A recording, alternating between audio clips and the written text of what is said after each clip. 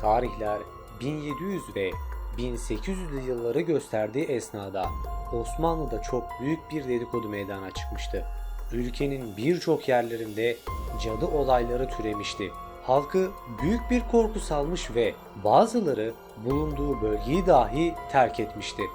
Zamanının en büyük seyyahlarından biri olan ve hikayelerini sıkça dinlediğimiz Evliya Çelebi'nin bile kaleme almış ve günümüze kadar gelmesini sağlamıştır. Büyülü yeniçeriler, insanlara büyü yapan cadılar ve aklınıza gelebilecek bu türlü şeyleri yapan insanların asıl hikayesi neydi? Osmanlı'nın Müslüman bir ülke olduğunu düşündüğümüzde acaba bu olaylara karşı verdiği cevap ne oldu?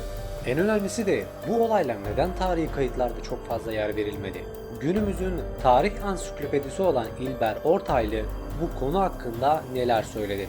Bu hikayeye dair bilgileri ve soruların cevaplarını sizlere sırasıyla aktaracağım. Ben Bilgin Yaman.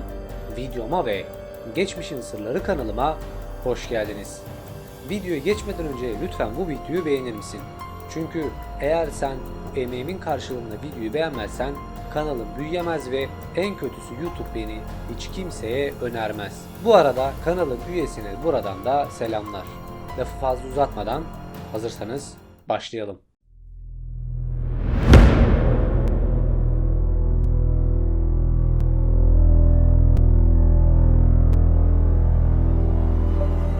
Birkaç farklı olayı sizlere aktaracağım ve objektif bir yaklaşım sergileyeceğim. Bu nedenle de olayları anlattıkça belki sizleri biraz rahatsız edebilir. Bu yüzden olayları olabildiğince net ve açık aktaracağım. Yıl 1833. Bulgaristan o zamanlar Osmanlı'nın toprağıydı. Ve bu olay zaten Bulgaristan'da geçiyor. Hikaye oldukça rahatsız edici. Müslüman olan herkesin büyünün ne kadar gerçek bir olay olduğunu bilir. Yani hafife alınabilecek bir konu değil.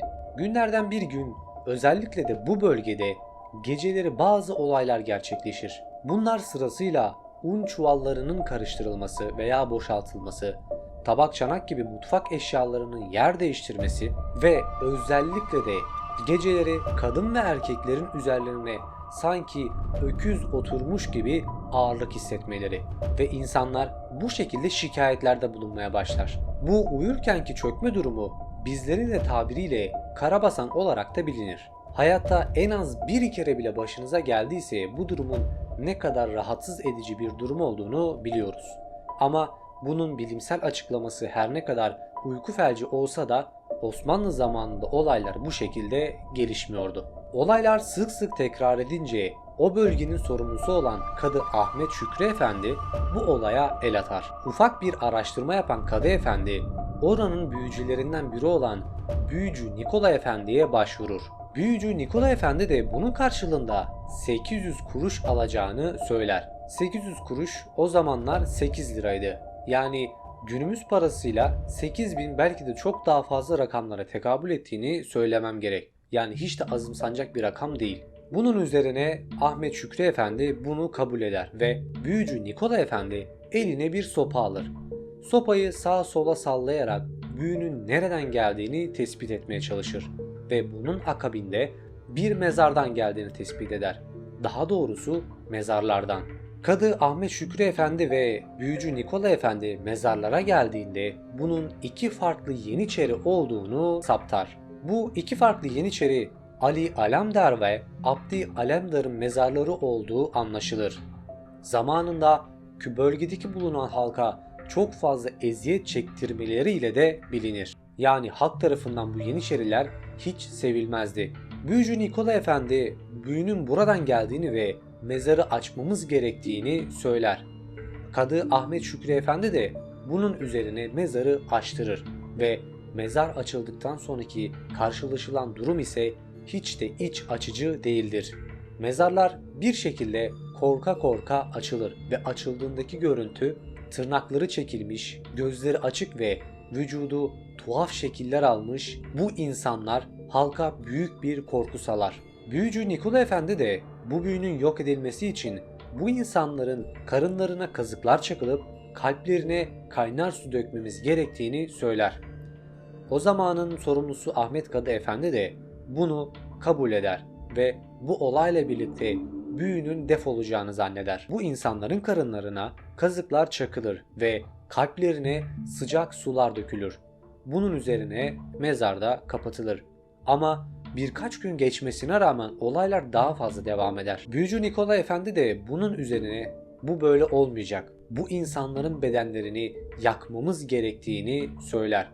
Ahmet Kadı Efendi tekrar mezarı açtırır ve bu bedenleri yakmak için talimat verir ve böylelikle bu bedenler yok edilir. Bunun akabinde halk büyü olaylarından ve başlarına gelen olaylardan kurtulur. Ahmet Kadı Efendi de bu olayı bizzat İstanbul'a bildirmiş ve tarihi kayıtlarına ilk cadı ve büyülü olaylar arasında yer almıştır. Şimdi olaya objektif bir şekilde yaklaşmakta fayda var. Bu anlatımımdan kaynaklı insanların akıllarında bazı düşünceler yer edinmiş olabilir. Bu tarihi bilginin o zamanında bulunan Yeniçerilere büyük zararlar verebileceğinizi düşünüyorsanız doğru düşünmüşsünüz. Çünkü bu olay akabinde Yeniçeriler çok daha büyük zararlar görmüş ve insanlar tarafından antipati duyulmaya başlanmıştır. Halk bu sebeple de Yeniçerilerden iyiden iyice nefret etmeye başlamıştır. Zaten o zamanlarda Yeniçerilerin kaldırılma olayı gündemdeydi ve halk bunlardan usanmıştı. Bu olayla beraber de bir darbe daha gelmişti Yeniçerilere ve halk iyiden iyiye kin beslemişti. Böylelikle halk manipüle edilebilmişti. Günümüzün tarihçilerinden en önemlilerinden biri olan İlber Ortaylı bile bu konuya şöyle yaklaşmıştır. Yeniçerilerin kaldırılma olayının gündemde olduğu ve bu olay akabinde Yeniçerilere karşı bir manipülasyon girişimi yani karalama kampanyası olabileceğini dile getirmiştir. Ve benim kanaatimce de böyle. Bu olayı basit bir örnekle sizlere aktarmak istiyorum.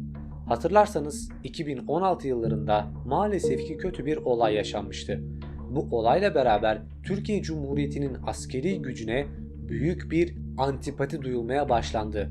Bununla beraber polis ve asker artık sevilmeyen konuma geldi. Bu nedenle de askeriye ve ülkenin kolluk kuvvetleri büyük oranda zarar gördü. Osmanlı'daki amaç belli ki Yeniçerileri iyiden iyiye yok etmek ve halkın gözünde iyice düşürmekti. Ve bunu da başarmışlardı. Bir de olaya şu gözle bakmakta var. Gayrimüslimlerin bölgedeki bulunan Müslümanları kaçırtmak için bu tarz cadı ve büyü olaylarını ortaya çıkarmış olabileceği düşünülmekte ve tarihçiler açısından da bu durum daha mantıklı bulunmakta. Açıkçası benim kanaatimce de gayrimüslimlerin Müslümanları bölgelerden uzaklaştırabilmek adına bu tarz olaylar sergilemiş olabilir. Çünkü cahil olan halkı kandırmak kolaydı. O zamanlarda Osmanlı'nın durumu düşünüldüğünde bu oldukça mantıklı geliyor. O dönemlerde bu tarz olaylar genelde ağızdan ağza ve eklemeli yayıldığı için daha büyük etkiler yaratabiliyordu. Ve Osmanlı'nın eğitim seviyesini düşündüğümüzde bu olayların nasıl bu raddelere geldiği çok daha net bir şekilde anlaşılıyor. Evliya Çelebi'ye gelirsek onun şahit olduğu ve kaleme aldığı olaylar bana birazcık mübalağa yapılıyormuş gibi geldi. Çünkü hikayenin birinde şöyle bahsedilir. Evliya Çelebi'nin odasına bir kadın girer. Kadın anlamadığı bir lisanda küfürler savurup gider. Bunun üzerine gece uyurken kadın tekrardan Evliya Çelebi'nin odasına gelip bir kül alıp külü yüzüne sürüp yanındaki bulunan 7 oğlana üfleyip atar. Bununla beraber oğlanların 7'si de civcive dönüşür. Kadın ise tavuğa. Bunu gören Evliya Çelebi de şaşar kalır. Bunun yanında bazı olaylarda Evliya Çelebi'nin Korokonkulu zamanlarında cadıların birbirleriyle savaştığına da şahit olmuştur. Bu arada Korokonkulus'un ne olduğunu bilmiyorsanız kanalında bir adet videosu mevcut. Dilerseniz gidip oradan izleyebilirsiniz. Konuya dönecek olursak bu olayları duyduğumuzda hadi bu oradan diyoruz. Çünkü çok da mantıklı ve doğruluk payı oldukça az hikayeler gibi duruyor. Açıkçası benim sizlere ilk anlattığım hikayenin daha gerçekçi olma potansiyeli var ve amacı da belli. Ama Evliya Çelebi'nin hikayeleri ise oldukça komik ve mübalağa sanatı kullanıldığı bariz.